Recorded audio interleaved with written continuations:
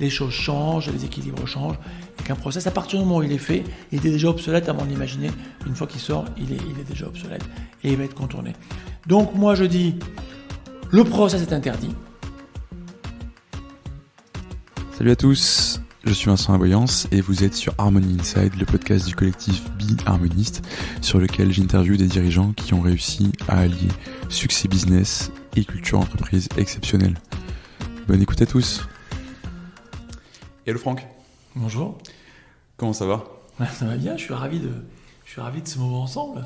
Je suis ravi aussi. Alors, en plus, on ne le voit pas, mais on commence à le voir un peu parce qu'on filme ce podcast pour la première fois. Mais déjà, tu as un bureau magnifique et tu as surtout une vue incroyable sur l'avenue Charles de Gaulle, de l'autre côté de l'avenue Charles de Gaulle. Et du coup, on voit la fondation Louis Vuitton, comme on ne l'a jamais vue. Donc rien que pour ça, tu vois, la journée est déjà gagnée pour moi. Cadeau. Alors c'est moi qui la vois, pas toi. C'est toi qui la vois, bien oui. Moi je la connais, mais au moins tu seras pas. Ah, sinon tu seras à contre-jour, ce qui serait malheureusement plus gênant. Oui, évidemment, tu seras plus concentré. Exactement. Écoute, avant que je te pose des questions habituelles de ce que tu peux te présenter, etc. De but en blanc, pour toi, c'est quoi une culture forte ? Alors ouais, effectivement, c'est la première question est difficile. C'est quelque chose qui, pour moi, doit être ancré par le dirigeant, c'est-à-dire proche de ses valeurs. Et donc, dans ses valeurs, ça va lui donner une conviction d'affirmer une culture. Et une fois qu'il a incarné ses valeurs et qu'il a retransmis ses valeurs par ses convictions, comment cette culture est déclinée et partagée à l'ensemble, mais quand je dis l'ensemble des collaborateurs. Il ne s'agit pas de parler des collaborateurs les plus proches, mais l'ensemble des collaborateurs. Et du dirigeant numéro 1 jusqu'au collaborateur au plus bas dans l'organisation. C'est ça une culture forte. C'est compliqué à mettre en place. On en parle beaucoup. Nous, on a l'habitude de dire dans notre métier, puisqu'on fait des ressources humaines, on va régulièrement dans l'entreprise. Les gens confondent culture et valeur aussi. Mais on dit, quand on arrive à l'accueil, à un standard, tiens, regarde, ce qui est écrit, c'est pas ce qu'ils font, c'est ce qu'ils voudraient être. Voilà. Donc c'est un peu ça. Je pense que c'est souvent une chimère.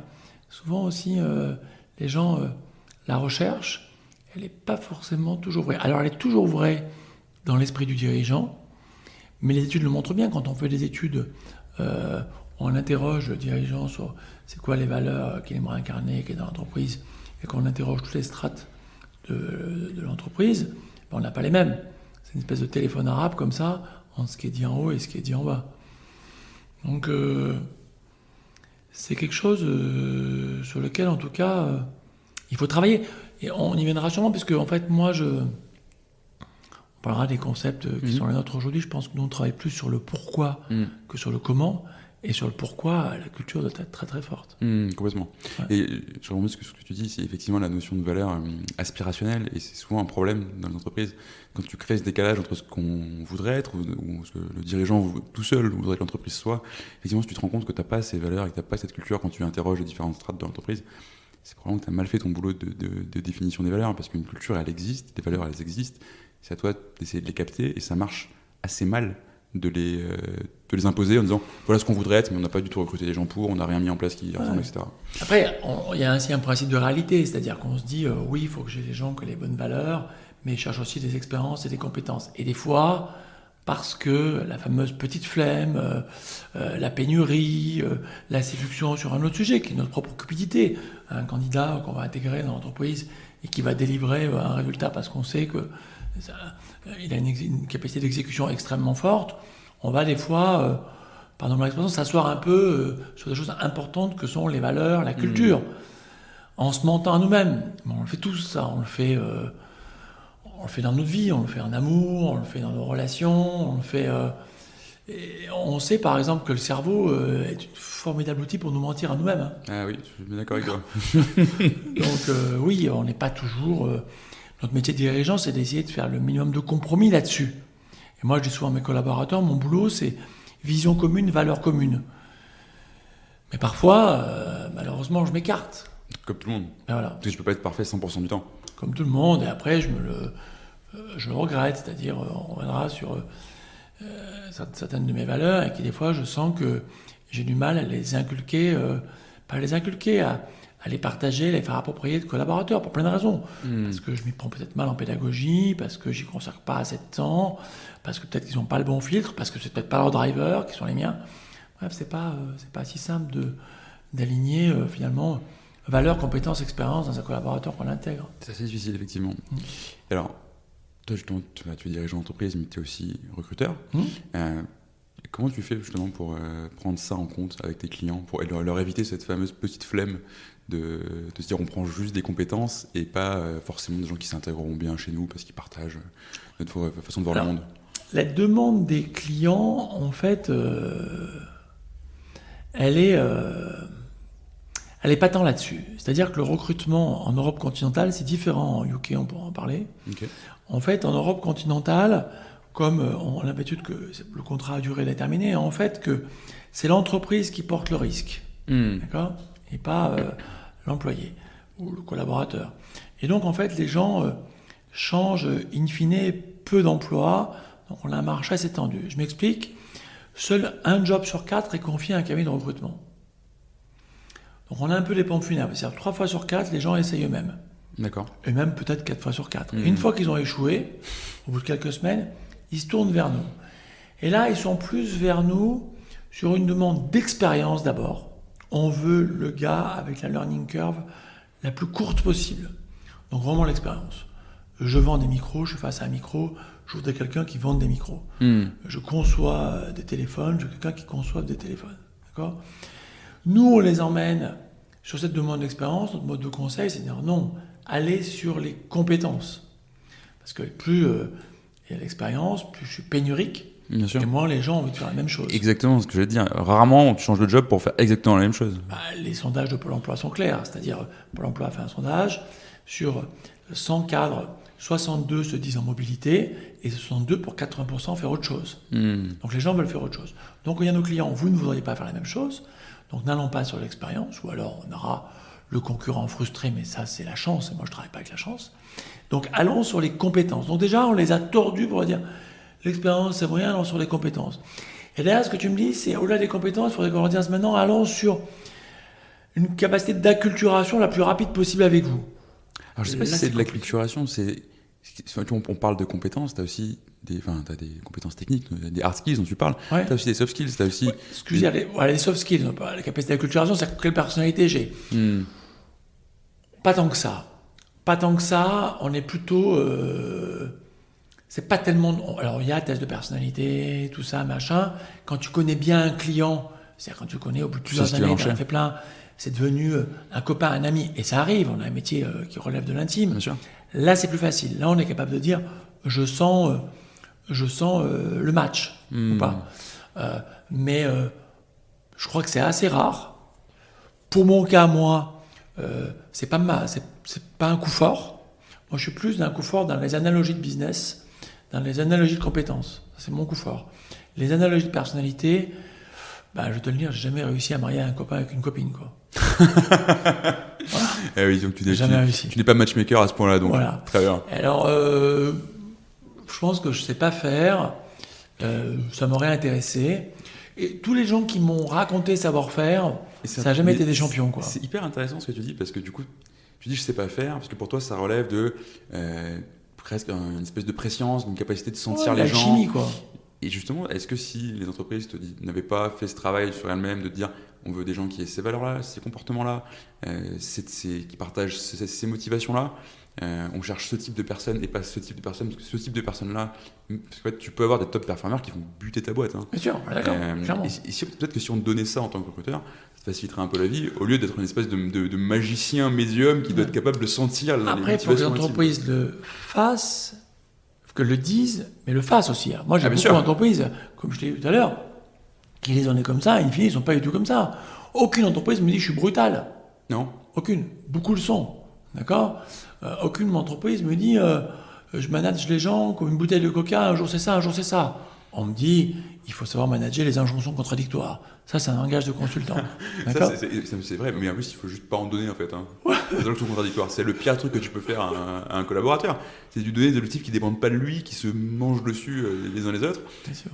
En fait, c'est comme ça que tu fous des gens en burn-out. Hein. Exactement. Donc, c'est pas si simple. Le perfect match en personnalité, en soft skill, c'est pas si simple. En plus, moi, ils rejoignent une entreprise, mais aussi un dirigeant. Et le dirigeant qui rejoignent, ou le manager qui rejoignent, aujourd'hui, on a quand même un turnaround de près de 3 ans, 3-4 ans. Donc, le type qui rejoint, tant qu'il l'intègre, il est déjà là. C'est pas si simple, quoi. Moi, ça fait 15 ans que je fais ce job. En tout cas, moi, je suis pas capable de convaincre un client pour dire je veux trouver quelqu'un qui a une personnalité ou des soft skills qui vous rapprochent. J'y crois pas. Et il faudrait d'autres outils, d'autres états d'esprit. Par exemple, moi, je viens du business, c'est-à-dire que je suis capable de dire dans votre modèle, dans votre entreprise, les analogies de business model sont là et sont là. Moi, je viens de là. Je ne suis pas sur les analogies de mode de fonctionnement. T'es comment dans ton MBTI? Qu'est-ce que je vais mettre? Oui, alors ça, on peut parler des tests de personnalité pendant longtemps aussi, mais... Je ne suis pas là-dessus. Oui, on va en parler pour beaucoup d'entre nous, c'est l'horoscope, quoi. Effectivement. Donc, du coup, tu disais tu viens du business, etc. Alors, Franck, maintenant, après cette longue introduction déjà passionnante, est-ce que tu peux te présenter pour ceux qui nous écoutent, pour qu'on sache d'où nous viennent ces conseils? En fait, il y a trois grands moments dans ma vie. Moi, j'ai un diplôme paramédical, donc je travaille à l'hôpital. D'accord. Je suis diététicien, donc clinique, et j'adorais l'hôpital, et j'adore l'hôpital. Et en fait, je me suis rendu compte, après avoir fait des études, que j'adorais, l'écosystème était une passion. Donc, j'étais dans les hôpitaux de la PHP. Et en fait, cette passion a masqué complètement les émoluments que je pouvais en retirer. D'accord. Et donc, en fait, comme une addiction, tu fais un job de passion, mais tu ne gagnes pas ta vie, quoi. Et un jour, je dis, mais combien on va gagner? Je n'avais même pas encore été payé, mais on m'a dit, mais rien. Ah, très bien. En gros, très peu. Et donc, je dis, c'est pas possible. Donc, je me suis dit, donc, je vais aller faire ce métier. Je vais donc aller vendre des produits à des gens qui font mon métier. D'accord. Et donc, je suis passé du côté industrie. Et donc, dans l'industrie, je suis entré dans une entreprise qui est devenue Danone aujourd'hui. Et je suis allé vendre des produits de nutrition clinique à l'hôpital. Là, très vite, ça a bien fonctionné. Je suis devenu manager. J'ai eu la chance, c'était les années 80, avec beaucoup plus de prise de risque, puisque j'étais manager à 23 ans, ce qui aujourd'hui serait impossible. C'est un monde plus difficile, qui paraît à l'Antiquité, mais c'est quand même hier. Et j'étais manager. Très vite, j'étais manager. Et j'ai eu la chance d'être directeur général. J'avais 35 ans d'une boîte US en France. Bien. Donc, j'ai cranté comme ça, en gendre idéal, de 23 à 39 ans, dans différentes boîtes de taille, dans 3 boîtes européennes, françaises et puis américaines, avec des rôles extrêmement critiques, avec une pression très importante, donc je connais... Oui, directeur ou même manager de commerciaux en général, c'est là où tu... Ouais, surtout ce qu'on appelle le PNL, c'est-à-dire que là, on est au cœur du sujet. Ouais, c'est le colonel d'infanterie, donc on est sur tous les trucs, savoir-faire, savoir-être, manager par l'exemple, dans toutes les langues et tout ça. Et en fait, nos produits, on est en santé, donc tu as compris que moi je suis en santé, le payeur est l'État, et les produits dont j'avais la responsabilité, c'était important, c'était 150 millions d'euros, ont été déremboursés par l'État. Et donc, je me suis fait virer le lendemain. Ah, voilà. D'accord. En fait, besoin de les acheter, quoi. Enfin, le prix s'effondrait, donc les Américains, qui étaient mes boss, m'ont dit, tu dégages le lendemain de façon extrêmement violente. Je suis parti en quelques minutes. Okay. Et donc, j'étais le gendre idéal, et d'un seul coup, on m'a dit que j'étais bon à jeter... comme ça. On ne t'a pas proposé de te faire vendre autre chose parce que... Rien. Et donc, en plus, j'ai pas eu de transaction. Rien. Bref, on m'a humilié, quoi. Ok. Et donc j'étais dans le fossé. Ce qui est à la mode chez les Américains en ce moment, visiblement. Hein. Oui, on voit ça avec Twitter aujourd'hui. Moi, j'ai vécu ça. Ils devaient recevoir un mail, soit ils le recevaient sur leur adresse Twitter, et du coup ils étaient encore là, soit ils le recevaient sur leur adresse perso, et ça veut dire tu dégages. Moi, j'ai dégradé mes prévisions dans le système de connexion à un 1er juillet à 17h.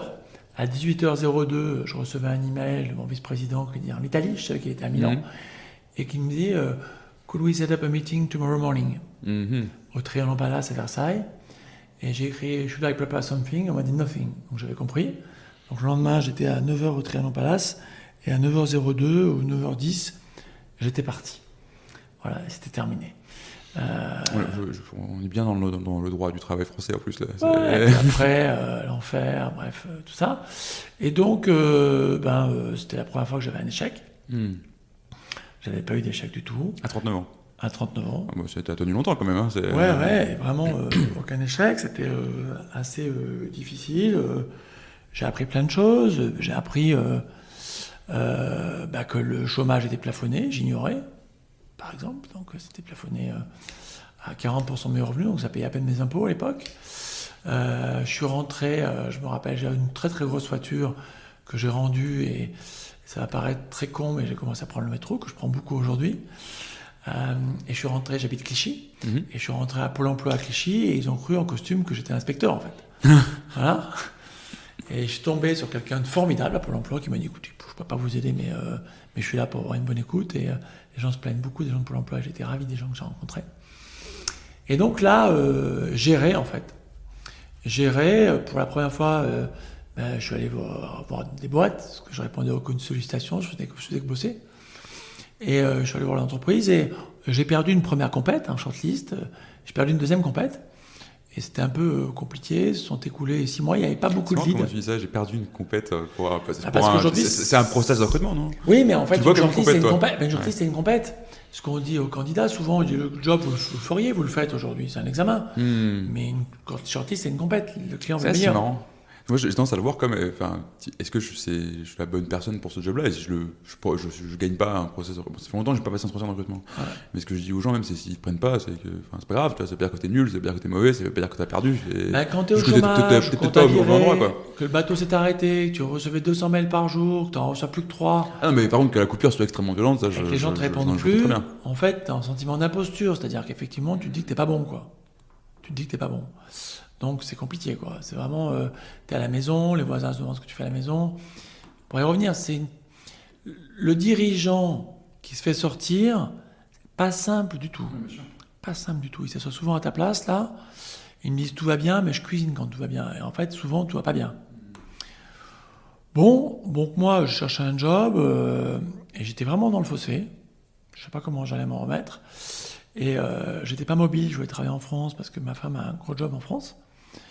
Et en fait, un chasseur de tête, un jour, me dit Franck, j'ai une bonne idée, vous devriez faire mon job. Bon. Pourtant, j'avais posé aucune question. Je les avais vus comme candidats, je les avais utilisés comme donneurs d'ordre quand j'étais en capacité de décider. Et ce qui est fou, c'est qu'il faut croire aux forces de l'esprit, comme disait Mitterrand, c'est que le lendemain, un autre chasseur de tête, concurrent du premier, m'appelle avec le même discours. Franck, j'ai pensé à un truc, vous devrez se revoir parce que vous devrez faire mon métier. Je vais identifier beaucoup plus tard pourquoi ils ont pensé à ça, ce que je pense, parce qu'après je vais travailler là-dessus. Et donc avec eux, je vais les voir. Et je passe en quelques semaines d'une envie puérile, ils m'expliquent comment ça fonctionne, comment c'est quoi les compétences. Je passe d'une envie puérile en quelques mois à une certitude de vouloir faire ça. Pourquoi? Et ça revient un peu sur les choses dont on pourra parler. C'est-à-dire que je me dis, finalement, j'ai fait du management beaucoup à un haut niveau et j'ai plus de frustration. Mon ego, ça va quoi, j'ai eu 150 personnes, ça va très bien. J'ai négocié avec les plus puissants en France à haut niveau, sauf que j'interagissais beaucoup avec le ministère de la Santé, donc j'avais des responsabilités importantes. Donc j'ai plus de frustration, j'ai plus de driver égotique. Je ne suis pas content des chasseurs de tête que je vois. C'est-à-dire que je ne suis pas content des gens que je rencontre, ça ne va pas. Et ça va m'offrir beaucoup de liberté, qui est quelque chose de fort pour moi. Et là, je dis, ok, puisque c'est comme ça, je vais faire ce métier. Je ne me mets pas d'accord avec ces deux personnes-là. Qui voulaient t'embaucher ? Ouais. Pour des raisons, ça c'est rigolo, je n'avais jamais pensé des raisons de personnalité, je ne les sens pas, je ne me sens pas avec eux, je ne sens pas le truc. Et puis eux voulaient, c'est truc technique, mais que je fasse ce qu'on appelle l'executive search, donc très haut dans l'organisation. Et moi, je sentais pas le business model. Je pensais que plus bas, il y avait plus de place pour opérer très vite. Pour ceux qui savent, du coup, moi, je connais pas ce métier par cœur, mais en gros, tu prends des plus grosses coms sur de l'exec, mais tu fais une transaction, quoi. Il y a moins de jobs. En fait, ils voulaient que je fasse des jobs de rémunération salariale, salaire annuel plus de 100 000 euros. Et moi, à l'époque, je me disais à 50, j'aurais plus de volume Et donc, je garde un peu ma vie. Parce qu'en fait, notre métier est plutôt à la commission. Parce que toi, tu te rémunères en gros sur la commission. Tu prends une commission sur le salaire annuel du candidat que tu places. Donc, je me dis, en fait, j'aurai plus de volume et donc plus de valeur, in fine, à faire du middle management, du top management. Donc, je leur dis, les amis, je ne vais pas venir chez vous. Et donc, je me dis, OK, je vais faire ça en middle. Et là, je me dis, OK, mais chez qui? Et finalement, je me dis, problème, j'avais travaillé dans une PME, dans les 3 boîtes que j'avais faites. Et la PME, le patron a couché avec la cousine, le voisin, le truc. On refait la stratégie après la messe le dimanche. Je me dis, donc ça va, je fais ça dans un grand cabinet. Et je rentre donc, j'appelle Hudson, qui est une marque à Neuilly. Et je leur dis, voilà, je connaissais un gars là-dedans. Je dis, j'aimerais bien travailler chez vous dans le domaine de la santé. Et il me dit, mais c'est dingue. Et là, j'ai encore de la chance. On veut réouvrir une pratique santé, viens. Donc, je passe des entretiens et ils me recrutent, voyant les mêmes compétences ou motivations que les 2 premiers. Et là, il se passe un truc. C'est des fois, il faut sauter, quoi. Et en fait, les fils se touchent, puisque changer de métier, beaucoup de gens, aujourd'hui, c'est un peu le rêve. On parle de grande émission, changer de métier. Sauf que changer de métier, un métier, une rémunération sanctionne une performance. D'accord? Et donc une expertise. Quand on change de métier, la rémunération s'effondre. Ça dépend de ce que tu fais. Évidemment, si tu étais caissier... Ça dépend de la valeur que tu apportes aussi, tu vois. En général, en changeant de métier, on n'a pas de valeur au départ. À moins d'avoir un talent incroyable, mais... Oui, mais tu peux avoir une valeur qui sur un métier qui est beaucoup plus forte que sur ton métier d'avant. Ouais, je connais pas beaucoup d'exemples, moi. Tu le vois...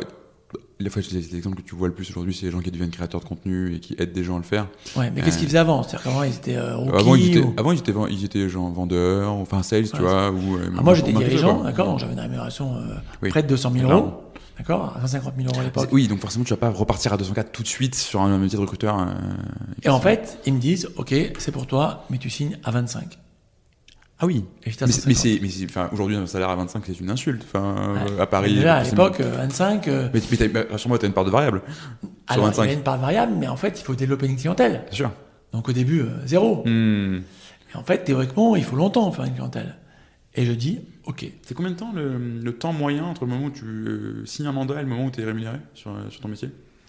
Nous, on était à la facturation, là, dans cette boîte-là. Donc, okay. On était. Mais pour signer un mandat, il faut, en théorie, pour pouvoir avoir une activité à peu près correcte dans ce métier, en théorie, il faut plus de 2 ans. D'accord. Et moi, j'ai eu de la chance, j'ai cartonné tout de suite. Mais quand je signe, je ne le sais pas. Donc tu y vas, quoi. Quand je signe, je saute. Et là, j'ai de la chance, ça se passe bien, et je cartonne, et j'ai la vraie rencontre avec un métier qui est mon métier. Qu'aujourd'hui, j'ai plus fait que les autres. D'accord? Parce que j'adore ce métier, pour toutes les raisons, le sens que ça me donne. La période de chômage a été hyper constructive, parce qu'aujourd'hui, je ne regrette pas un demandeur d'emploi comme avant. C'est-à-dire que je sais ce que c'est. Je sais ce que c'est que rentrer à Pôle emploi à Clichy, je sais ce que c'est que rencontrer sur le téléphone le fait que tu n'as pas trouvé de job, je sais ce que c'est que le regard des autres, je sais ce que c'est que la question qui arrive, je sais ce que c'est que le flip quand tu arrives chez un chasseur de tête quand tu n'es pas en job, d'attendre derrière ton ordi. Tout ça, je le sais. Oui, les trucs qu'il faut un peu avoir vécu en ta chair face à certains métiers. Je n'oublierai jamais. Je sais que, par exemple, j'ai failli me battre 3 fois pendant cette période dans la rue. D'accord. Voilà. Parce que pas bien, quoi. Parce que j'étais énervé. Et voilà, une voiture qui traversait, qui passait au passage clouté, je mettais un coup de pompe. C'est pas moi, ça. Donc je me suis mis à faire du sport. Après, ça m'a aidé. Mais j'étais pas dans les baskets. C'est moins qu'on puisse dire. Donc cette période a été une période dure, une période finalement de construction. D'accord? C'est le bouquin de Charles Pépin, Les vertus de l'échec. Oui, absolument. D'accord? C'est là-dessus que tu rebondis. Et après, c'est pas que le mérite. J'ai eu de la chance parce que quand je démarre, j'ai des belles rencontres, j'ai une bonne énergie et ça fonctionne. Donc très vite, je récupère une rémunération. Et après, je fais ce métier. Après, je crée mon cabinet. J'apprends ce métier pendant 4 ans et je crée mon cabinet. Et un 2 et un 3e. Et du coup, c'est quoi ce why profond dont tu parlais chez toi, qui t'a motivé à faire ce métier-là, et aujourd'hui qui fait que tu sais que c'est ton métier? En fait, le truc, c'est changer la vie des gens. En fait, tu changes la vie des gens. C'est un truc de fou. C'est-à-dire que la vie professionnelle des cadres, des dirigeants, c'est important. Et là où tu changes la vie des gens, et ton but, c'est de les rendre plus heureux. on ne parle pas du tout de la rémunération, parce que moi, j'en parle vraiment en fin de process, et je ne pose jamais la question des attentes, je pose la question de ce qu'ils ont, parce que j'explique toujours, par exemple, qu'on pourrait faire un métier différent pour beaucoup moins d'argent, ce qui a été mon cas, d'accord ? Je ne crée pas la surenchère. Donc le why, c'est vraiment cette quête de sens, faire le bonheur des gens. Et ce métier est formidable parce que c'est un métier de générosité. C'est-à-dire que c'est un métier gourmand, c'est un métier de générosité où, de toute façon, il faut te dire, l'être humain est une chance, l'autre est une chance. Beaucoup de gens aujourd'hui, le pusillanime est là, principe précaution dans la Constitution, tout le monde a peur de tout. Cette pauvre Agnès Buzyn, on est au cœur de la santé, c'est sa faute, il y a eu le Covid en France. C'est-à-dire qu'on marche à la tête, c'est-à-dire qu'il y a un truc, il y a toujours un problème, il y a toujours un coupable. C'est-à-dire qu'on ne croit plus à la fatalité, à l'infortune de la Renaissance ou à la fatalité. Il faut trouver un coupable. Bien moi, ce que j'aime, c'est faire confiance aux gens, et ce métier me propose de ça. Et l'autre jour, j'ai écrit, ça va te paraître très puéril, mais c'est marrant, je vais te les lire, les SMS, parce que je vais te les lire parce que c'est vachement intéressant. C'est tout ce que je pense. C'est mieux de les lire parce qu'il faut en avoir le verbatim. C'est des SMS que tu envoies à qui ? À un candidat qui a une promotion. D'accord. Cette candidate, je l'ai recrutée il y a 10 ans pour un job. Elle était non dirigeante. D'accord. Elle est devenue vice-présidente. D'accord. Une boîte importante, une boîte Billion Company, un labo important. Tu l'as dit à trouver. J'avais trouvé son job, elle a grandi dans l'organisation et je l'avais recruté comme ce qu'on appelle haut potentiel, high potential en anglais. Je dis mais je n'avais pas vu ton nouveau rôle. Et on me dit rien. En gros, tu me dis rien. Un immense bravo, son prénom. Tu donnes du sens à mon métier, voire à ma vie. Je suis certain que tu te régales et j'ai hâte de célébrer cela avec toi. Elle dit du sens à ta vie, rien que ça. Je dis je me régale effectivement. Oui, tout ça. Et après la suite. Ça fait combien de temps que tu l'as recrutée ? Et je l'ai recrutée en 2009. D'accord. Et ça fait 13 ans qu'elle a une boîte. Elle a débuté et donc 13 ans après, contributrice en balade anglais. Et là, maintenant, elle est vice-présidente. Et donc 13 ans après, tu gardes le lien avec les candidats que tu as placés. Mais bien sûr. Ouais. Ça, c'est un... Elle n'a jamais rechangé. Mais je pense que c'est effectivement un bel exemple du pourquoi tu fais ce métier-là, parce que c'est aussi souvent un métier... En fait, quand on ne travaille pas dans le recrutement, qu'on n'est pas dirigeant, l'expérience qu'on a des recruteurs ou des chasseurs de tête, ce qui est déjà un vocable extrêmement péjoratif, tu vois, on te démarche pour tout et n'importe quoi dans tes mails ou sur LinkedIn, les gens n'en ont rien à foutre, tu reçois des hello prénoms, voilà. Dans la tech, ouais, c'est ça, et c'est vraiment les images qu'on a étaient vraiment interchangeables, quoi. Et tu sens que le gars il s'intéresse énormément à toi de manière exactement.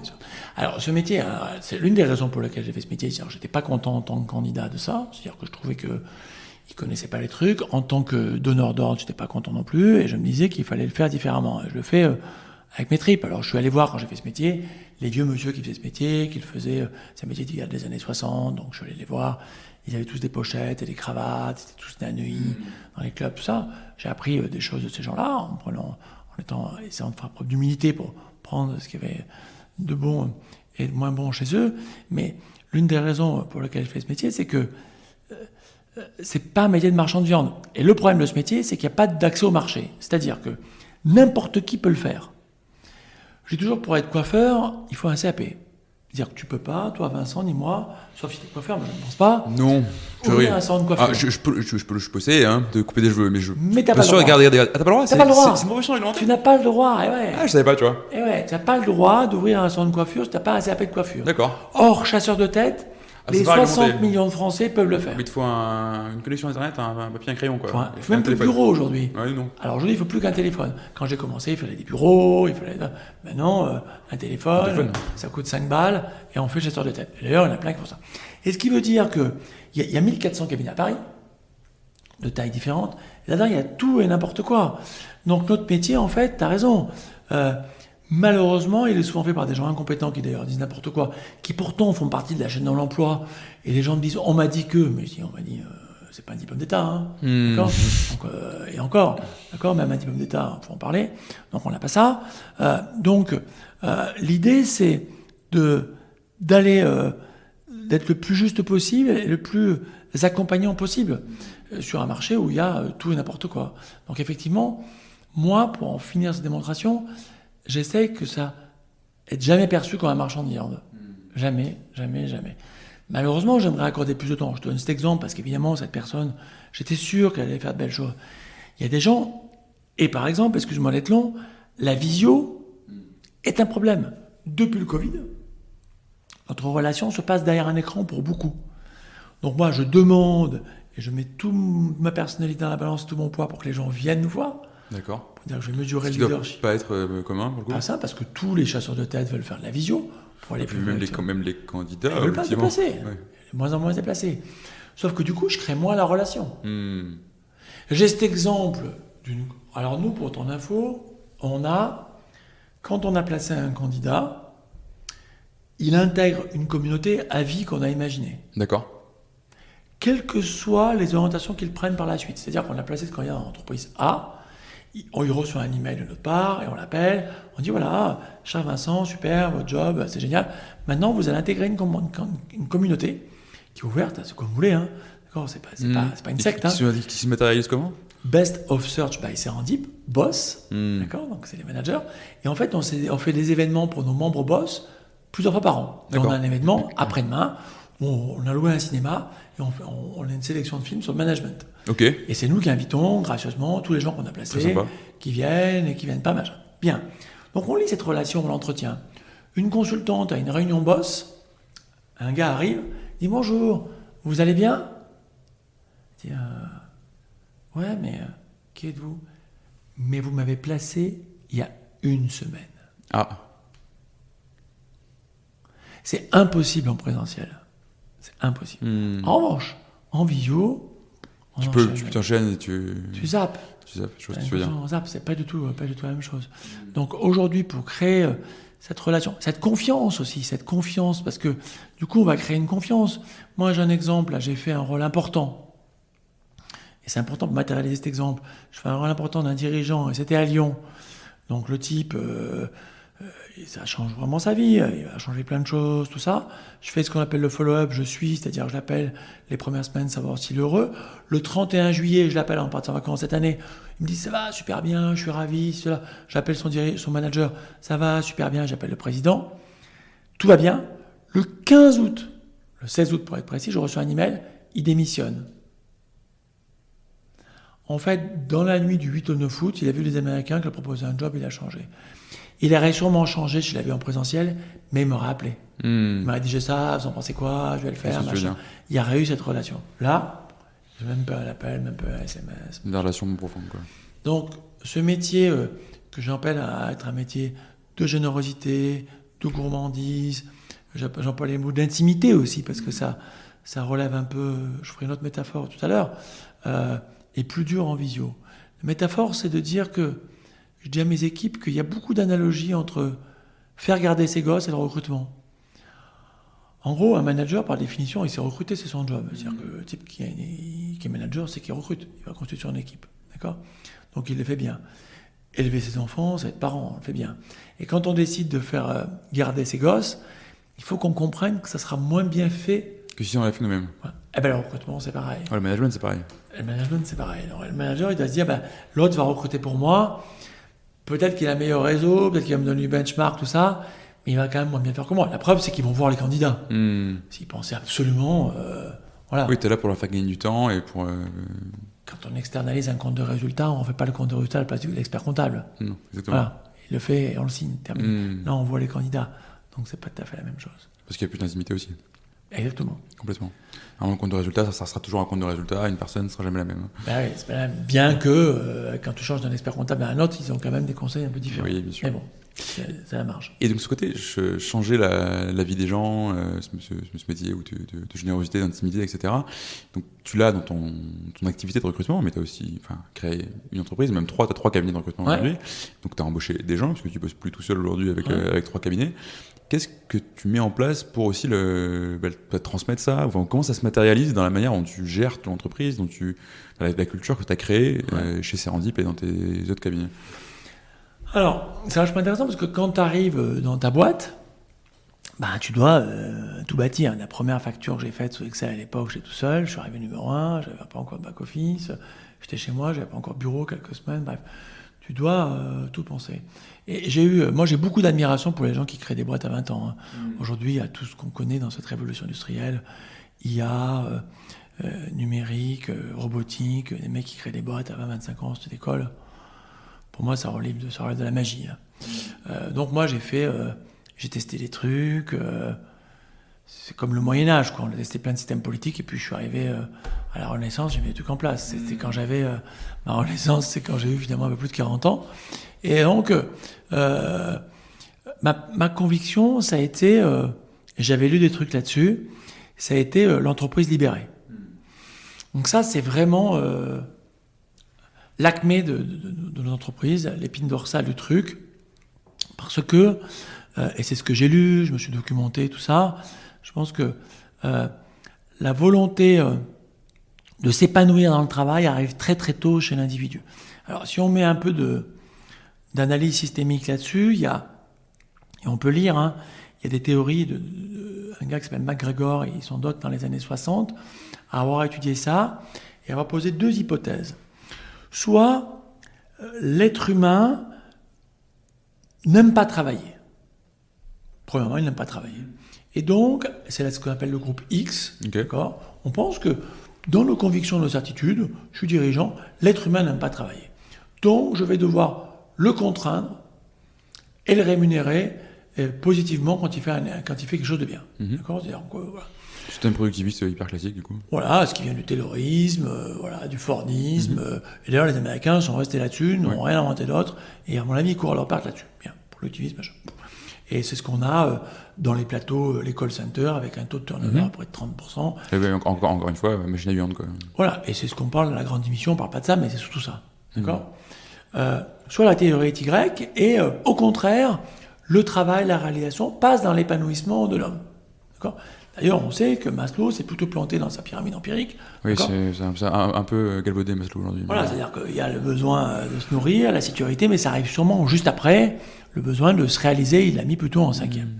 Donc là, de se réaliser. Et moi, je crois que on a besoin de se réaliser par le travail. Et que donc, d'un côté, si c'est une contrainte, je vais mettre du process. D'accord ? Je mets du process. Et malheureusement, le process, de toute façon, toute l'intelligence qu'on peut avoir, on ne va pas tout imaginer. C'est-à-dire que tous les jours, on fait face, toi, moi, à des... Tu gères des exceptions, en gros. Toi, tu as un problème de carte bleue, tu as un problème de téléphone, de machin, de facture, tu appelles à un disque, machin, et de toute façon, chaque semaine, tu as un truc où c'est pas prévu. Oui, et du coup, tu dois te battre avec le robot pour arriver à parler à un humain derrière en disant autre. Voilà, exactement. Et toute la journée. Et l'entreprise, c'est ça. Et à partir du moment où tu fais le process d'entreprise, de toute façon, le cerveau est tellement bien fait qu'il va vouloir contourner, de toute façon, toujours le process, même s'il a été fait par les plus intelligents, les plus avertis, les plus bienveillants, les plus prévenants, qui auraient imaginé toutes les hypothèses. Mais la société fait que, de toute façon, les choses changent, les équilibres changent, et qu'un process, à partir du moment où il est fait, il était déjà obsolète avant de l'imaginer. Une fois qu'il sort, il est déjà obsolète, et il va être contourné. Donc, moi, je dis, le process est interdit. Le process est interdit, très bien. Clair. Voilà. Donc même le mot est interdit, après ça, une private joke chez nous. D'accord. Et quand on me dit, je dis, si vous êtes là, c'est que vous avez du coup pour la complexité. Et on en parle. Donc l'organisation des bureaux est faite comme ça. L'organisation est faite, mon bureau est toujours ouvert. La gouvernance est faite comme celle-ci. C'est-à-dire qu'on est sur une information facile à avoir. Mon bureau est ouvert, n'importe qui peut m'appeler pour appeler le management intermédiaire. Chaque fois qu'il y a une facture qui sort, toute l'entreprise est en copie de cette facture, donc l'information est tout à fait publique. D'accord. Et donc, on est toujours sur le pourquoi plutôt que sur le comment. Alors, ça veut dire quoi ? Ça veut dire qu'on a accès, on a beaucoup accès à moi. Je donne de la vision tout le temps, mais de façon formelle, tous les mois, par un town hall meeting ou un long mémo dans lequel je dis voilà ce qu'on a fait, voilà ce qu'on va faire, voilà où on en est, y compris la rentabilité. Ok, super. Donc, tout est open. Tout est partagé. Et en fait, la grande conviction, ça a été de dire, finalement, comme je vends de la prestation intellectuelle, je suis condamné à avoir des gens intelligents. Donc, je suis condamné à avoir des gens intelligents, d'accord ? En plus, je vais entretenir leur cerveau, donc je vais les garder. Je ne veux pas qu'ils s'en aillent comme Sisyphe. C'est-à-dire que s'ils s'en vont à chaque fois, ben moi, j'aurai 55 ans, ce qu'aujourd'hui est 60, et j'aurai des gens qui ont 22 ans, et j'aurai pas de gens qui vont évoluer. Donc, je veux toute la pyramide des âges, et donc la pyramide des compétences dans mon organisation. Et c'est la raison pour laquelle, en les libérant, en les rendant plus heureux, d'accord, ils vont se former et ils vont rester.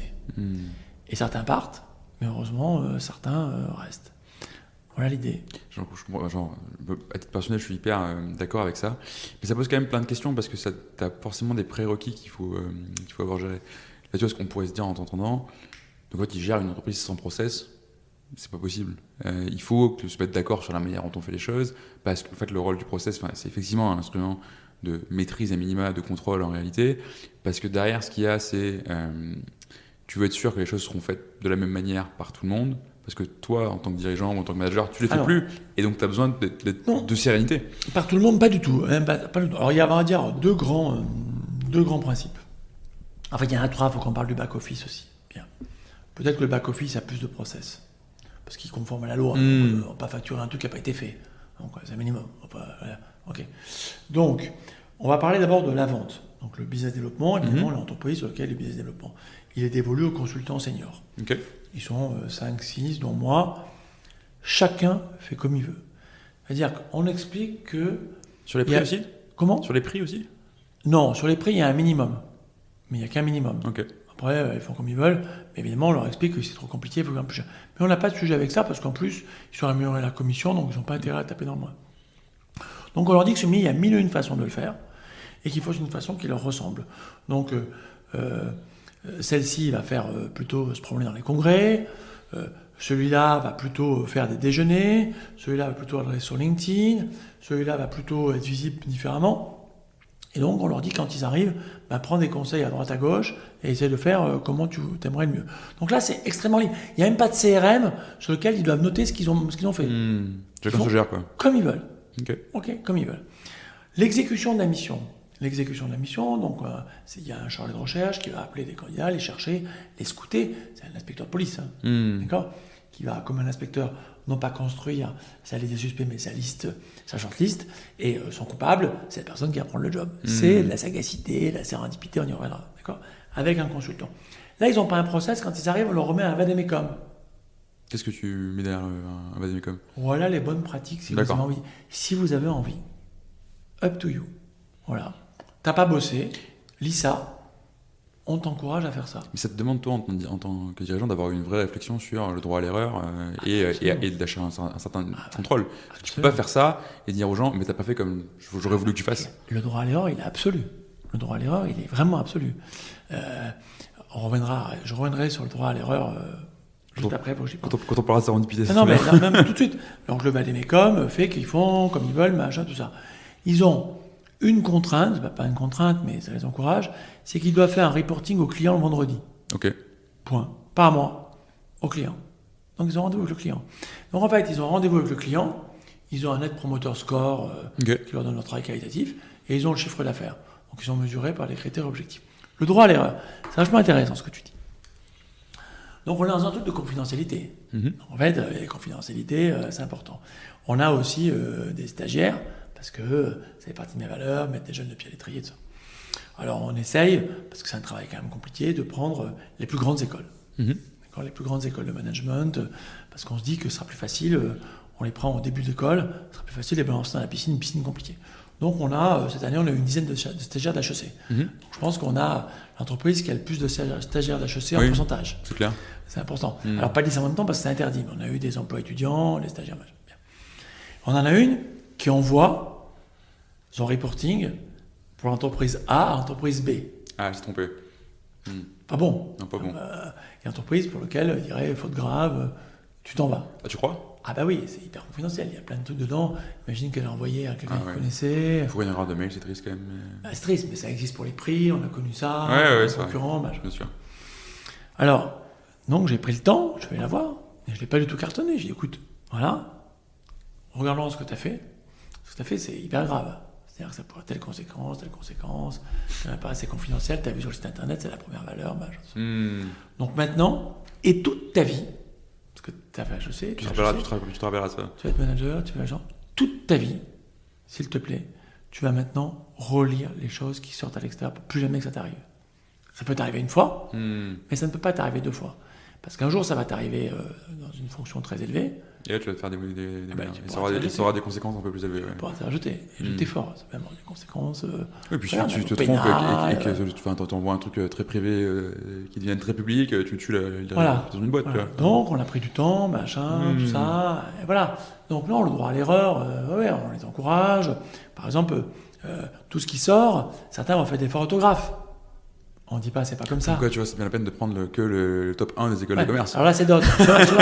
Ceux-là font pas de fautes, heureusement, ni en français, ni en anglais, en espagnol. Mais d'autres, ici, tout le monde ne va pas faire. Je sais, d'autres font des fautes. Puis il faut dire attention. Moi, j'en fais, tout le monde en fait.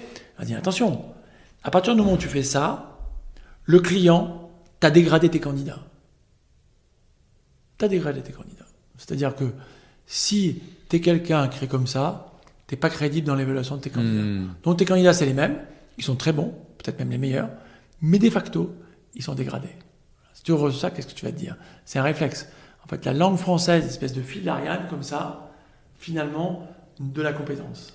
C'est propre, on l'a pas ça en espagnol. Hein. Non, c'est sûr. Mais la langue française, c'est ça. Ouais, on est encore très attaché à l'orthographe, effectivement. Oui, ça montre que c'est un différenciant social. Oui, complètement. Très fort. C'est un discriminant social très fort. Donc, si on veut accéder à ça, il faut le faire. Donc, ça pour te dire que sur le droit à l'erreur, là-dessus, on est... Mais en fait, moi, depuis 12 ans, j'ai jamais sorti quelqu'un ici. Tu crées cette entreprise où, en gros, chacun fait un peu ce qu'il veut dans un cadre. Ouais. Ben, justement, c'est ça la question, c'est comment tu fais pour que ce soit une entreprise avec une âme, entre guillemets, un esprit collectif, et des gens qui soient une vraie équipe, qui avancent ensemble dans la même direction. Et du coup, comment tu donnes ce cadre pour pas se retrouver avec juste une collection de recruteurs freelance, en fait? Alors, premier truc, c'est le recrutement. Alors, recrutement, on est hyper vigilant, mais on a fait des erreurs. C'est-à-dire qu'il y a des gens qui n'arrivent pas à travailler sur l'autonomie. Ils ont besoin de travailler sur prescription. Il existe encore des gens, nonobstant le fait qu'on est 92% de bacheliers. Il y a de tout pour le coup. Aujourd'hui, et que tout le monde est bac plus 5, d'accord, on prend toujours. Si tu lis le bouquin d'Isaac Getz dans Liberty Incorporation, il dit on n'est plus à l'époque de Napoléon, ils ne connaissaient pas la gauche et la droite, on mettait paille foin dans les sabots. D'accord. Aujourd'hui, on a 92% de bacheliers, plein de gens qui ont bac plus 5, on recrute à bac plus 5. Donc les gens doivent être capables d'autonomie. Mais quand même, on s'est aperçu, on a recruté des gens, nous, qui ne savaient pas faire. Parce qu'ils avaient tellement trouvé sur prescription. C'est juste pas fait pour tout le monde. Voilà. Ça leur allait pas, ils étaient perdus, ils ne se mettaient pas la pression eux-mêmes, ils n'avaient pas l'ego drive, ils se mettaient pas. Donc c'est à nous, et pourtant ça parle à tout le monde, hein, mais les gens ils disent oui, je suis autonome, machin. Personne ne te dit je suis pas autonome. Non, ça c'est sûr. Pas possible. Et en plus aujourd'hui on a le télétravail, c'est un peu délicat, t'as moins d'input, c'est de sollicitation des fois. Donc c'est à nous de s'assurer que les gens sont les plus autonomes possible. Et malheureusement, c'est pas toujours vrai. Ensuite, comment tu le fais? Les bonus sont partagés. D'accord. Donc ici, les gens ont la moitié du bonus individuel. Donc sur une commission de recrutement que X prend, il y a la moitié qui va pour lui, il y a la moitié qui va pour le pool commun. Quoi. Exactement. Okay. Voilà. Donc ça, la moitié sont partagés. Donc ça veut dire qu'ils sont obligés de partager l'information. D'accord. Et la table du cabinet en bas, si tu veux le voir, c'est une table ronde comme une table de l'ONU pour échanger. D'accord. C'est une table qui est faite de communication. Et par exemple, sur le télétravail, on n'a pas fait un télétravail tiroir à la carte. On a dit OK, très bien, on polluera moins, vous serez plus attirés, vous pouvez faire des choses chez vous, on peut les faire chez vous. En revanche, le bureau reste une agora. Donc vous allez venir mardi, mercredi, jeudi, tous.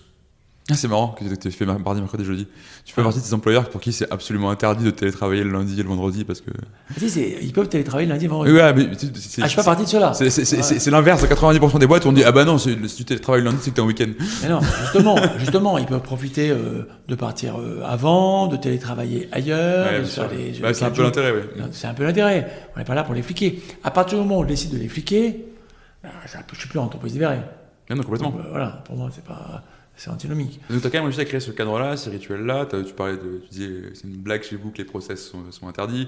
Donc il y a quand même cette culture commune que vous partagez. Ça revient vraiment. C'est-à-dire que les gens aiment bien ça, aiment bien mettre du process. Les jeunes qui arrivent, ils me disent ah mais comment on fait ça? Est-ce qu'il n'y a pas une liste de ci, une liste de ça? Quand tu sors de l'école, c'est ce qu'on t'a appris. Absolument, c'est un réflexe. On t'a appris à modéliser ce que tu vois pour le partager et le rendre plus efficace. Ouais, puis ça te facilite les choses. Je leur dis non, vous avez un goût pour la complexité. Donc on va réfléchir ensemble. Mais je dis pas complexifier pour complexifier. Je leur dis il y a cette question qui est un peu technique, mais il faut qu'on s'arrête là-dessus. Il y a la question de ce qu'on appelle des off-limits dans notre métier. C'est-à-dire qu'avec l'entreprise avec laquelle on travaille, on a un peu de déontologie. on va pas chasser les boîtes dans lesquelles on travaille. Oui, ok. Sinon, c'est un peu facile. Tu pars tes clients, quoi. Voilà, c'est un peu, tu désosses tes clients qui t'ont bossé. Certains le font, mais ça dure pas longtemps. Bien. Et donc, souvent les collaborateurs disent, est-ce que je pourrais avoir une liste des off-limits? Je dis, mais oui et non. Pourquoi oui et non? Parce qu'une entreprise avec laquelle ils sont 3, par exemple, des harmonistes, imaginons, je travaille avec vous, vous êtes 10. Si je bosse avec vous, vous êtes off-limit pendant 10 ans peut-être. Parce que vous n'allez pas virer des gens pour me faire travailler. Vous êtes 10, ou 15, d'accord, ou plus. 20, vous n'êtes pas loin, 20. Très bien, vous êtes 20. Mais une entreprise qui a 100 000 collaborateurs, il y en a un à Labopharma, qui me fait travailler avec un site de production dans le Val d'Oreille, il n'est pas forcément off-limit pour sa filiale d'importation. Donc en gros, ce que tu as dit, c'est à toi de savoir aussi, quoi. Voilà, c'est à toi de savoir, et c'est à nous d'arbitrer. Et cette déontologie nous est propre. Est-ce qu'on a envie de continuer avec eux ou pas? Est-ce que les gens sont heureux chez eux ou pas? Et ça, c'est pas dans une liste. Donc en fait, c'est beaucoup plus complexe que ça. Et à chaque fois, c'est à discuter, c'est à peser, c'est à arbitrer. Voilà. Donc cette déontologie ne saurait rentrer dans un process parce que c'est se tromper. Donc c'est faire attention. Et tout ça est comme ça. Plein de choses sur les CV, sur comment lire, Non, il faut avoir ce goût, on en parlera, de l'ouverture d'esprit. Oui, complètement. En fait. Et c'est ça. Et c'est pour ça. Alors le seul truc sur lequel on doit être très fort, nous, c'est qu'on est condamné à recruter des gens intelligents. Et les mettre dans des conditions pour qu'ils s'expriment le mieux possible cette intelligence, et donc leur productivité sera augmentée. Et donc ça, pour toi, c'est le cadre, l'autonomie, autant possible. Alors, il n'y a pas que l'autonomie, évidemment. On sait que la rémunération intervient. Oui, c'est évidemment. Mais on sait aussi, par exemple, ça a été démontré par une étude suédoise, que la motivation, la courbe de la motivation, donc du bonheur au travail et de la motivation, suit la courbe de la rémunération jusqu'à 80 000 €. Ouais, moi j'avais 5 000 par mois en tête, mais ça doit pas être bien loin. Du coup. Pas loin, t'as 60. Et qu'après, la courbe du bonheur monte moins. Oui, ton bonheur marginal décroît au-delà de 5 000 €. Exactement. Tu gagnes plus. Voilà. En fait, ça ne suit pas pareil. C'est-à-dire que quand je gagne 160 000 €, je ne suis pas 2 fois plus heureux que quand je gagne 80 000 €. Parce que tu sais plus quoi en foutre, concrètement. Puis tu as atteint tes besoins fondamentaux, ce que tu voulais. C'est ça. Sur un échantillon de sûrement un millier de personnes. Peut-être qu'il y en a des gens. En fait, tu as atteint le stade où tu n'as plus besoin de penser à l'argent. On a vu que le transfert de Messi, je veux dire, il était à je sais pas combien de millions, et il pleurait. Oui. Il pleurait parce que Barcelone ne peut plus le payer. Ouais. Donc on a quand même à la marge des gens qui pleurent parce que Barcelone ne peut plus le payer des millions d'euros. C'est ça, c'était l'histoire de sa vie, voilà, tout ça. Bon. Ouais, c'était Messi. Je pense pas parler de Messi aujourd'hui. Il aurait pu baisser son salaire de moitié. Oui, mais il l'a pas fait. Donc, je sais plus. Je sais pas, on saura jamais les coulisses de ce truc-là. Ouais. Mais oui, effectivement, donc bien sûr la REM, ça va de soi. Si tu veux des gens intelligents, il faudra les payer. Donc l'autonomie, la responsabilisation. Ça, c'est des choses qui viennent très fort. C'est qu'est-ce que tu proposes, comment tu pourrais faire, voilà. C'est-à-dire, tu as une shortlist, propose-nous des idées. Comment tu veux faire? Comment tu veux le faire? Mais moi, je le dis souvent, tu es condamné à réfléchir. Et alors, je m'arrête là-dessus, sur ce côté. C'est une question complexe. On a besoin de prendre le temps, on a besoin de se poser. Tu as un goût pour la complexité, etc. Est-ce que du coup, tu as un projet d'entreprise qui est compatible avec ça? Parce que tu as une notion de rapport au temps dans ce que tu proposes à tes candidats. Si demain, tu veux faire une boîte qui va devenir, je sais pas, admettons que tu veux créer une licorne de recrutement, que tu veux recruter 600 personnes, que tu veux lever 250 patates, tu peux pas faire ça. Non. Est-ce que c'est un truc que toi, tu as conscientisé, entre guillemets, de te dire on a un niveau d'ambition qui va avec le cadre qu'on veut créer pour les gens? Exactement. C'est-à-dire que nous, l'ambition, moi, la première ambition, quand j'ai créé ma boîte, c'était de me rémunérer. Oui, comme tous les entrepreneurs en général. Mais le truc dont on parle pas aussi assez. Voilà, je vais te confesser, c'est que moi, je joue au loto. Parce que j'étais chômeur, donc je continue à jouer au loto. Et si je gagnais au loto, j'arrêterais de travailler. Donc les mecs qui me disent, machin, tout ça, non. Si je gagnais vraiment au loto, j'arrêterais de travailler. Ça ne veut pas dire que je ne ferais pas des choses, mais j'arrêterais de travailler sous forme de transactions. Je ferais des choses, peut-être qu'on ferait des podcasts ensemble, on ferait des trucs, on réfléchirait, mais je ne travaillerais pas contre rémunération. Bien. Donc c'est une chose. Donc cette entreprise, je l'ai créée, elle a permis de me rémunérer. Ensuite, je me suis dit, mais en fait, ça va mieux se passer, et pour ma satisfaction personnelle, et pour ma performance, d'embaucher des gens. Donc j'ai embauché des gens, j'ai commencé par créer Serendip, où j'ai embauché des gens. Et puis je me suis dit, mais ces gens-là, pour les garder, il faut les développer et leur offrir des espaces d'expression, des espaces de développement. Donc, je suis condamné encore à créer d'autres boîtes pour dire c'est bien, tu vas pouvoir évoluer dans telle boîte, telle boîte, telle boîte. Donc, j'ai créé d'autres actifs. C'est pas par cupidité parce que mon bonheur n'augmente pas plus, d'accord, pour revenir à ce qu'on disait tout à l'heure, mais c'est surtout pour leur permettre d'offrir des espaces d'expression et de développement. Et certains ont pris Linker en management, Packard Balma pour intervenir, et on est en train d'en créer un 4e. Donc ça se passe plutôt bien. Là, c'est intéressant ta question, moi j'ai 55 ans. Bien. On a défini avec l'ensemble des collaborateurs, d'abord les collaborateurs, les consultants qui étaient associés dans certaines des boîtes, parce que moi je suis majoritaire largement, mais il y avait certains qui étaient associés, un projet d'entreprise qu'on a appelé le projet 555. Ok. Il a un nom. Et les dire deux choses. Qu'en 2025, on aura réuni les conditions de 2022-2025 pour en 2025, donc 5, faire 5 millions 55. Et en 2025, j'aurai décidé comment je m'en vais. D'accord. Il a le projet. Et comment je m'en vais, c'est... Peut-être je serai mort, ça arrive. C'est, en gros, les hypothèses les plus probables, c'est un de mes enfants reprend l'entreprise. Ils n'en veulent pas, mais ça peut changer. On a beaucoup vu dans l'histoire des gens qui disent finalement, papa, ça m'intéresse, et j'ai beaucoup de gosses. Donc, ça fait des très bonnes séries télé en plus. Voilà, ça fait ça. 2, une entreprise tierce rachète. 3, et c'est aujourd'hui l'hypothèse qu'on tient, les collaborateurs rachètent par un management buyout, par différentes choses, minoritaire, majoritaire, machin. Et on est en train de travailler sur ces conditions-là. Donc là, l'idée, c'est ça. L'idée, c'est comment on crée ces conditions de transmission les plus claires possibles, les plus transparentes possibles avec les gens qu'on a aujourd'hui, peut-être qu'ils vont changer, d'autres vont arriver, tout ça, machin. En fait, pour que Serendip, qui est l'un des leaders du recrutement dans la santé en France, puisse perdurer, continuer. Et après, ils feront autre chose. Peut-être qu'ils feront pas 5 millions, mais 4 millions, peut-être 10 millions, peut-être qu'eux diront « je crée une licorne du recrutement ». Et basta. De toute façon, ils feront pas comme moi. Ça te va? Je serais malheureux et heureux à la fois. C'est toujours la même histoire. Ouais, c'est comme quand tes enfants quittent la maison, quoi. Mais voilà, mais faut l'admettre. Bien sûr. Faut l'admettre, faut surtout bien l'admettre. Et moi, je veux pas être un vieux con, parce que j'ai trop vu de gens... Devenir des vieux cons? Ben oui. En fait, la prestation intellectuelle... Oui, bah, c'est souvent un sujet où à partir du moment où tu commences à dire « je suis l'expert de », ça commence à piquer. Et puis la société se transforme. Hein. Bien sûr. De toute façon, c'est pas à toi de dire que t'es expert, c'est aux autres. Et évidemment, à partir du moment où tu commences à plaquer des méthodologies et en faire des querelles de chapelle, t'es mort. Enfin, moi, c'est un gros red flag chez les gens. Ils te disent non mais moi je sais faire, c'est cette méthode, c'est ces steps-là, c'est ce process. Et puis c'est là que c'est terminé. On a des méthodos, la société a changé, les outils ont changé. On se rappelle que moi j'ai commencé à bosser le 3 octobre 88, j'ai pas d'ordi. Hein. Et j'ai un ordi en avril 96. Et quand je dis ça aux jeunes stagiaires là, comment tu fais? Comment tu faisais? Comment tu faisais? En fait, ils ne comprennent pas. Ouais, bien sûr. Je dis, mais tu sais, j'avais pas de portable non plus, j'avais dans une cabine téléphonique. Alors là, ils me regardent. Ah, ça paraît compliqué. Hein.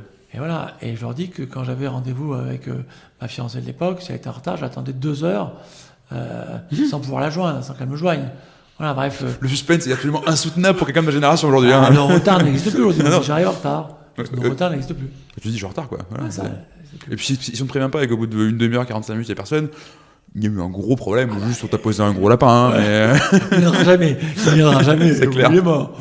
Mais oui, donc, non, l'idée, c'est que, voilà pourquoi je veux arrêter tôt, parce que c'est le moment de transmettre. Moi, je vois beaucoup de cabinets, si tu veux, il y a un cabinet, il n'y a pas très longtemps, il y a un an, qui m'appelle et me dit « faut que vous nous rachetiez ». Ah. Super, racontez-moi. Ben, on a tous plus de 100 ans. On veut se barrer. Ben, c'est la fin, on gagne tous très bien notre vie.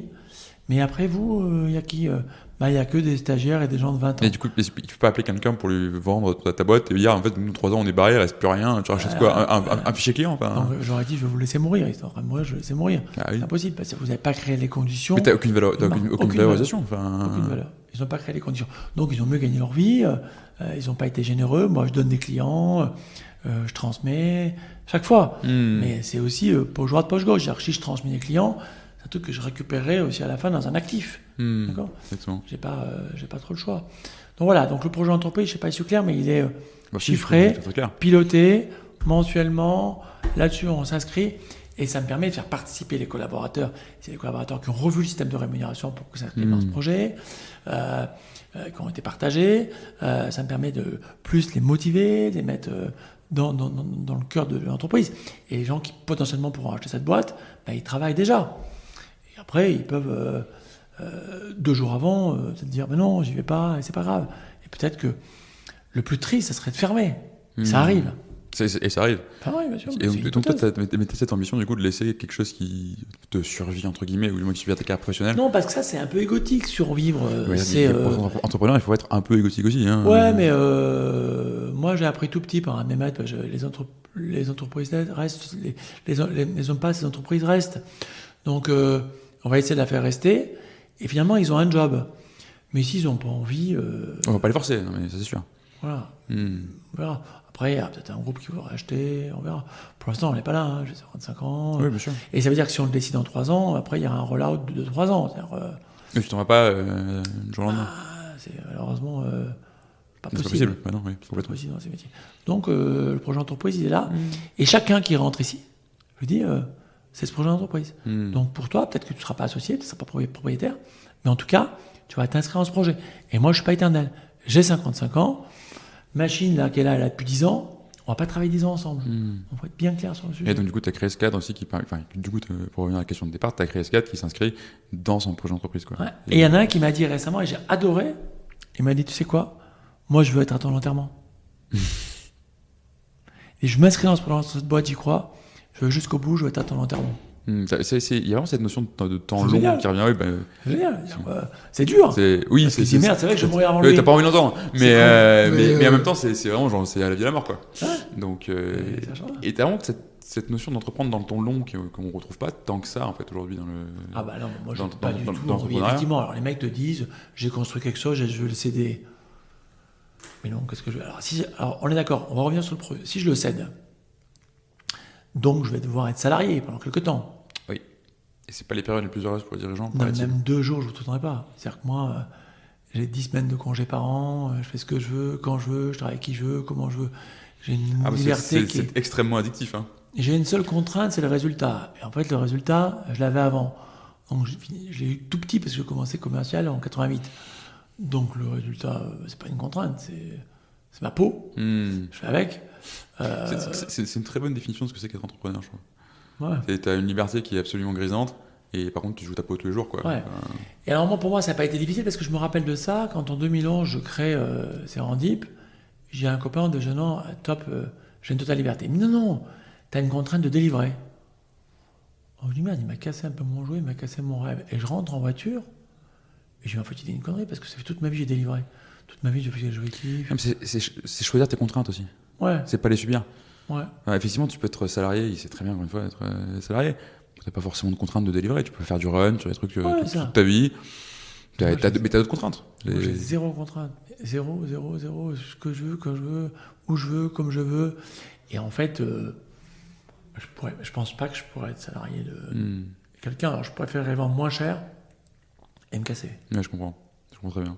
Ouais. Et pour revenir sur un point qui était un peu fil rouge pendant toute cette discussion, tu vois, tu me dis, tu commences, tu dis, j'ai eu de la chance, j'ai fait les rencontres qu'il fallait, je crée des communautés à vie pour que les gens puissent se parler, je crée des relations, je fais du poche droite, poche gauche. En fait, tu t'es projeté très vite à très long terme, mais je pense pas que quelqu'un soit capable de savoir, au moment où il fait ses investissements, de se dire, ça paiera un jour sous cette forme, de cette manière-là. Et en fait, tu as appelé ton cabinet de Serendip, on parle du coup de sérendipité. Ouais. C'est un concept qui est important pour toi C'est fondamental. En fait, c'est fondamental, c'est-à-dire que, si on revient à ça, c'est-à-dire que je pense que, revenons à ça, c'est-à-dire que il faut chercher en 2 dimensions. Souvent, les gens cherchent en 1 dimension. Je vends des micros, ou je fabrique des micros, je veux quelqu'un qui vende ou fabrique des micros. Et je ne me pose pas la question. Donc, je suis uniquement sur l'expérience. Si je suis sur l'expérience, le marché est restreint, les fabricants de micros, d'abord, et la personne ne voudra pas faire la même chose parce qu'elle n'est pas motivée. Si elle veut faire la même chose, elle va le faire pour plus cher, donc ça va être ma pyramide des salaires en danger, parce que dans la boîte A de micros, elle avait un salaire de 60, 80, dans la boîte B, ils ont eu 60, 80, mais elle voudra 90, donc elle va être en perturbation. Elle va, pour les plus loyales d'entre elles, devoir trahir son primo-entrepreneur, d'accord ? Bien. Donc c'est une fausse bonne idée. Et on a tous connu le recrutement chez un concurrent qui s'est bien passé, heureusement, mais c'est de la chance. Bien. Moi, je dis, allons sur une autre dimension. Vont être les compétences. Donc, et là, c'est pas sur l'expérience. Donc, c'est pas LinkedIn.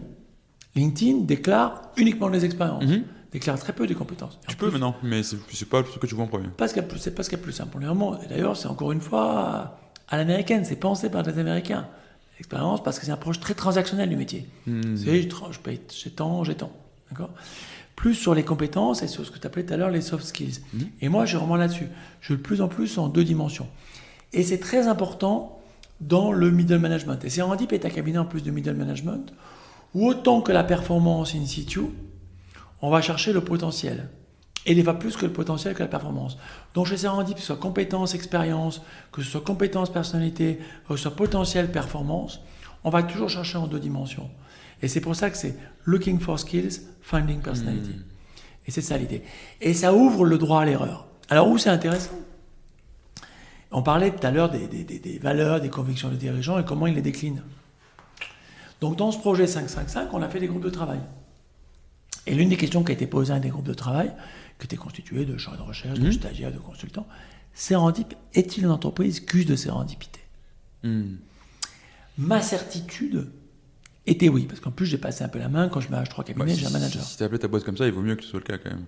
Eh bien, le ressenti d'un échantillon qui n'est pas représentatif, d'accord, diraient les statisticiens, était non. Ça a dû piquer un petit peu ça. Ça m'a carrément fait.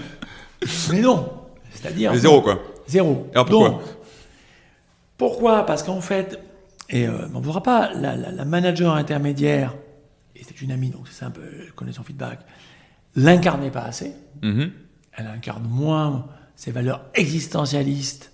Elle est plus essentialiste que moi, d'accord ? L'être humain un peu plus à risque que moi, d'accord ? En gros, je dis tête droite et je suis de gauche, en gros, c'est simple. Donc elle l'incarne un peu moins. Donc avec elle, on a pris un coaching. Ok.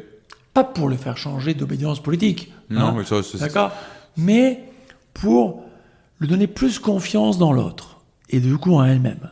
D'abord, pour lui donner confiance en elle. D'accord ? On a fait ça. Premier sujet. Ensuite, pour le droit à l'erreur, on a mis dans nos propales maintenant, et c'est actif depuis quelques semaines déjà, et le client va le signer, qu'il y aura un candidat issu de sérendipité. D'accord. Et comment tu le définis ? Le fameux candidat coup de cœur. Le fameux candidat en dehors des clous, ou atypique, comme dit certains cabinets. Et donc il signe, et sur son dossier, il y aura flagué sérendipité. D'accord. D'accord ? Donc le chargé de recherche, quand il dit « j'ai trouvé Vincent », mais Vincent, il n'a pas fait ci, il n'a pas fait ça. Non, mais Vincent... Il coche aucune des cases, mais je le sens bien. Ouais, je le sens bien. Et pourquoi ? Je vais te démontrer pourquoi. C'est parce que, par exemple, il a fait l'école, il a appris beaucoup de choses. Donc, il ne connaît pas la cardiologie, mais il a appris la rhumatologie. Fais-moi confiance. Il y a plein de choses à comprendre en rhumatologie. Il a été capable de faire ça. Et il l'a fait en anglais. Et c'était son expérience au Pays de Galles, dans une filiale, machin, tout ça. Il s'est vite intégré. Et on l'explique. Et là, on est sur les compétences de comportement. Et ça sera mon candidat de sérendipité. Fais-moi confiance. Et c'est cadré. Et on y va. Tu sais combien il y en a qui passent à peu près ? Alors, ça vient de démarrer il y a un mois et demi. Mais on a fait quelques études rétrospectives. Et pas tant. Plus le consultant est fort dans son conseil, plus ça marche. Et puis il y croit, oui.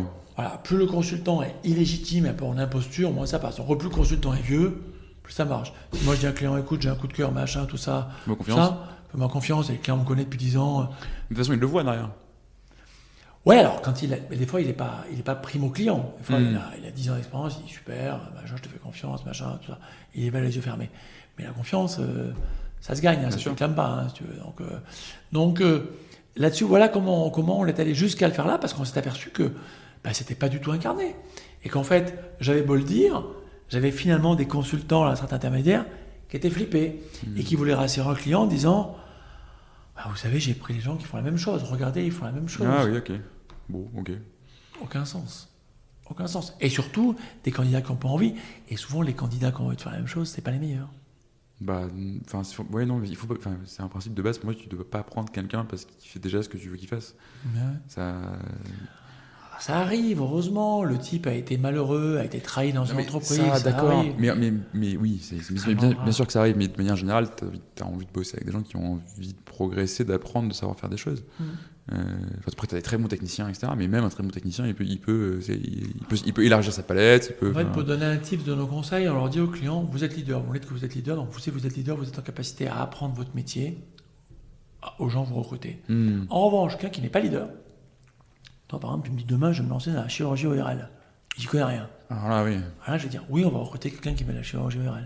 Parce que là, c'est pas possible. Si vous êtes deux à n'y rien y comprendre, on va vous monter. Et puis c'est quand même un truc que je suis pas sûr de. C'est comme de quoi faire, toi. Je suis pas sûr que j'aurais envie de tenter. Enfin, encore une fois, si je trouve un client que j'arrive à le convaincre de ça, je suis un très bon vendeur, mais bonne chance, quoi. Enfin... Donc, une entreprise qui expère un nouveau métier, un nouveau marché, là, on est capable d'entendre, ok, il nous faut acheter, en fait. Acheter une Tu achètes un skill, quoi, oui. Voilà, acheter quelque chose. Voilà. Donc, ça, on répond oui et on y va. Mais ça veut dire qu'ils doivent mettre le ticket. C'est-à-dire que le marché est à 100 000, il faudra qu'il le paye 140 000 pour qu'il vienne. Parce qu'il n'y en aura jamais. Voilà, donc, c'est l'acquisition des challengers. C'est plus cher d'acquérir quand tu es challenger, quand tu es leader. Et donc, du coup, tu remets ces candidats de sérendipité. Et est-ce que la sérendipité, c'est aussi un truc que tu essaies de provoquer? Parce que je vois pas ce que tu peux faire d'autre avec en interne. Ah bah bon, alors là, quand je me mets en colère, ça m'arrive, je leur dis, mais personne d'entre vous ne serait là. Et c'est vrai. Tous, on a, sur les 26 ou 27 qu'on est, j'en ai une qui faisait le même métier avant. Une seule. Donc je leur dis, mais c'est pas possible. Et quand les clients vous disent ça, vous leur dites, mais moi je faisais autre chose avant. Donc nous, c'est totalement incarné ici. C'est-à-dire que pas un faisait le même métier. Un seul faisait le même métier avant. Donc c'est vraiment là-dessus qu'on est. Donc nous, c'est totalement vrai. Le droit à l'erreur est extrêmement fort. Voilà, c'est... là, je parle de condamnation. Leur seule condamnation, c'est réfléchir. C'est même pas travailler beaucoup. On ne dit pas, tu dois bosser, tu dois arriver à telle heure, à telle heure. C'est à nous de créer les conditions pour qu'ils soient les plus heureux possible, pour qu'ils délivrent. D'accord. On sait de toute façon qu'il y a toujours ce serpent de la productivité et de l'engagement.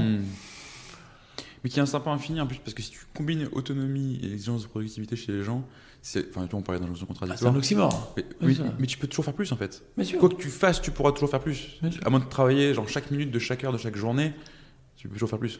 Ouais, tu peux toujours faire plus. Alors on leur donne quelques tips, on leur dit que ce qu'ils vendent, c'est leur temps. Donc des fois, il faut qu'ils aillent à l'essentiel. Choses qui prennent moins ils perdent du temps, choses qu'il faut qu'ils aillent plus vite.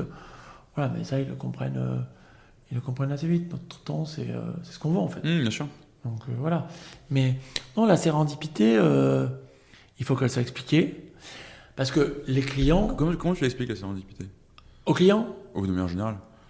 Moi, je l'explique sur chercher sur la sagacité, en fait. C'est le plus clair.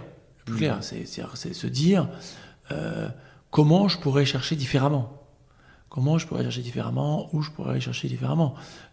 Comment je pourrais faire. Et c'est ça. Et il n'y a qu'une chose qu'on ne peut pas... j'ai appelé un client ce matin, un candidat ce matin, je dis voilà, il y a ça. Je vous ai décrit le job, je vois que vous avez déclaré ça sur LinkedIn, maintenant j'ai une question, et c'est ma seule question qui est juge de paix, est-ce que je tombe bien ou je tombe pas bien? Et ce mec me dit, j'ai le job de ma vie, je suis associé, j'ai un management package, je viens de rentrer, je suis amoureux de la comptable et je partirai jamais tant qu'elle est là, ce que je peux entendre. Voilà, je dis, ma mission s'arrête. Je ne peux pas vous sortir. Bien sûr. Voilà. Donc ça, c'est pas. Mais nous, on l'explique notamment par la prise de risque. Et c'est ça qui rend heureux aujourd'hui. La sérendipité, c'est globalement de l'accident heureux. Donc si tu ne prends pas de risque, ça va être compliqué dans le créer. Et alors, ce qui est important, c'est que la sérendipité, la prise de risque, elle est possible sur un individu, elle est plus difficile sur un groupe. Comment ça? L'entreprise va dire... Vincent, tu es ce qu'on appelle le manager qui recrute, je vais dire voilà, super, cette personne n'a pas fait ce job, mais regarde, c'est assez proche, elle l'a fait, machin, tout ça. Tu vas dire ok, je prends un risque, j'y vais, machin, tout ça. Plus l'entreprise est grande, moins tu peux prendre de risques parce que plus il y a de process. Plus il y a de la matrice, plus il y a du process, plus tu vas te dire ouais, je prends un risque, mais c'est moi qui me mets en mon jeu. patron en strong line, je suis pas tellement au rendez-vous des chiffres en ce moment, il faut que je fasse gaffe. D'accord? Faut que je fasse gaffe là-dessus, machin, tout ça, et m'attend là-dessus. Le HR en dotted line, faut que je le séduise parce que je veux une promotion, machin, tout ça, et c'est pas ce qu'il attend parce que lui-même est là-dessus, machin, tout ça. Et souvent, l'entreprise va choisir la case du pusillanime, de la riscophobie, plutôt que de la créativité. Rationnellement, est-ce que j'ai envie d'engager une partie de mon capital réputationnel pour prendre ce risque-là? Dans les faits, est-ce que je me suis assez sécurisé psychologiquement pour pouvoir prendre un risque sans avoir complètement peur de me faire éclater derrière, quoi. Nous, on voit bien. Alors nous, on se marre dans les conférences call avec des boîtes. Quand ils sont plusieurs à décider, plus la boîte est grande, personne ne veut décider. Oui, bah, complètement. Et en vrai, Mais d'ailleurs, c'est des caricatures de cette organisation. Tu passes plus de temps à te baquer, à te sécuriser, à faire des mails, des traces écrites, à prouver que tu as bien demandé l'accord de machin, etc. Ça devient tout un jeu interne de savoir qui mettre en copie, et personne ne fait rien. Parce que décider, c'est prendre un risque. Bah oui, bien sûr. Se faire toper. Arnaud, par exemple, ici, pas de mail pour se poser les choses, on se parle. Voilà. Ou alors un SMS, un truc, un machin. C'est-à-dire que tes stagiaires font autre chose que des comptes rendus. Mais zéro. Ils n'en font pas. Il n'y a pas de mail, c'est viens me voir, dis-moi, mais tu veux une trace écrite, mais surtout pas, pourquoi faire? Ça sert à rien, je m'en fous. Si un jour j'ai envie de te dire, je m'en fous les mails, c'est pas un sujet.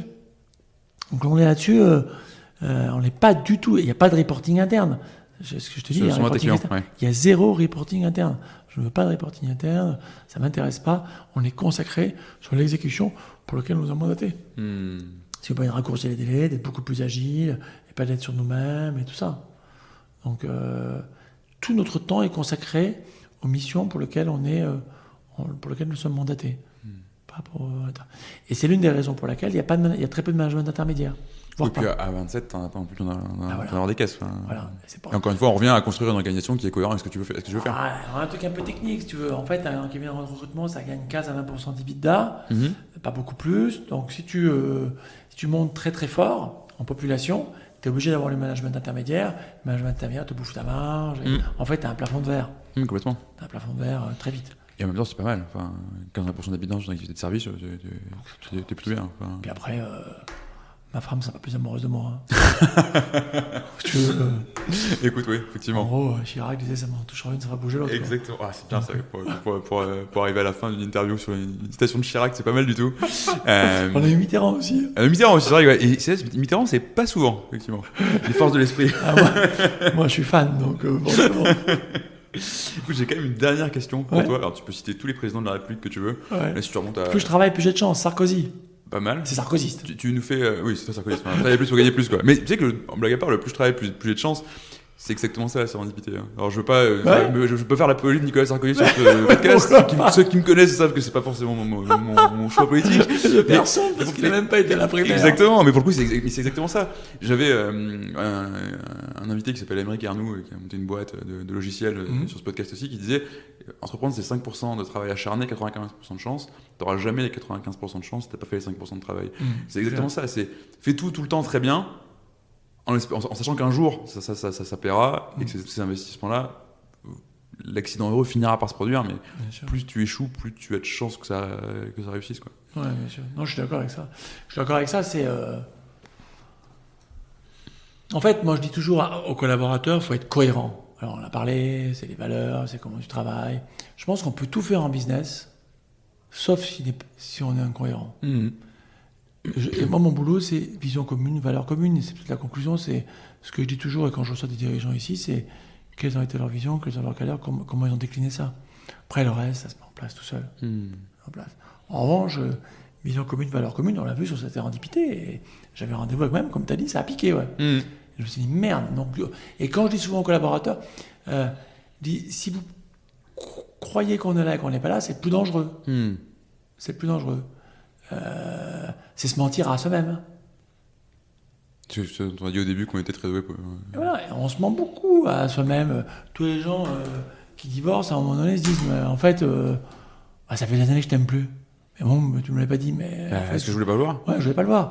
Et donc, on se ment souvent à soi-même. Et comme disait, c'est Albert Boukébert qui disait ça, docteur en neurosciences, que le cerveau est fait pour se mentir à soi-même. Le but, c'est de se mentir un peu moins soi-même. Ouais, c'est ça, un peu moins. Le moins possible. Et du coup, tu te mens à toi-même sur le fait que tu te mens pas à toi-même. Et là, tu rentres dans des boucles sans fin.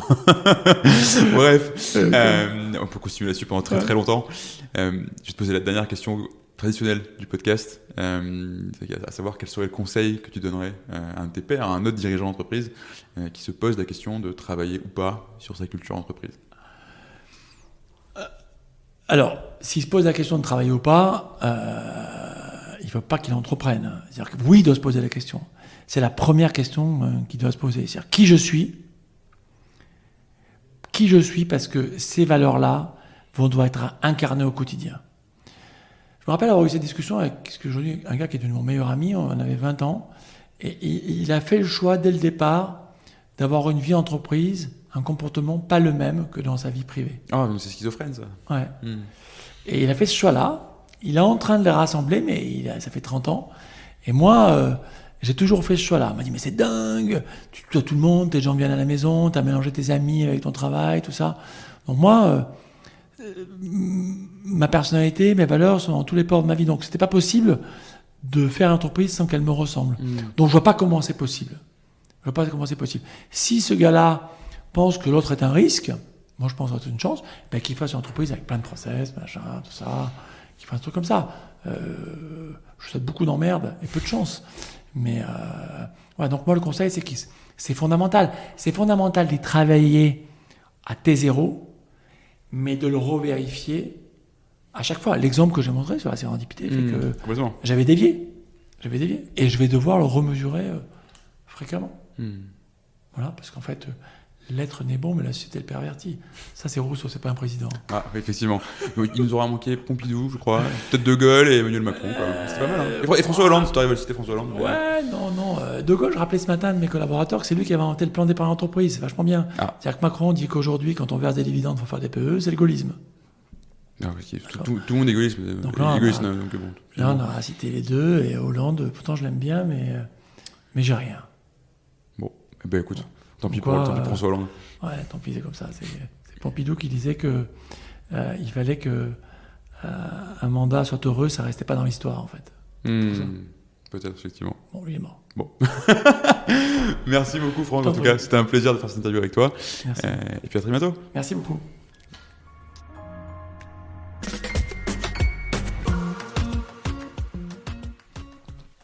Merci d'avoir écouté cet épisode jusqu'au bout. Si vous êtes là, c'est sans doute que ça vous a plu. Si vous voulez nous aider, n'hésitez pas à partager cet épisode à votre boss, à votre ami qui veut monter une startup depuis toujours, ou à toute personne qui pourrait être intéressée par la culture d'entreprise.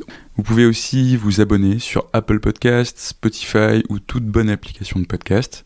Et vous pouvez également nous laisser un avis 5 étoiles de préférence sur Apple Podcasts. À très bientôt pour un nouvel épisode et merci à tous.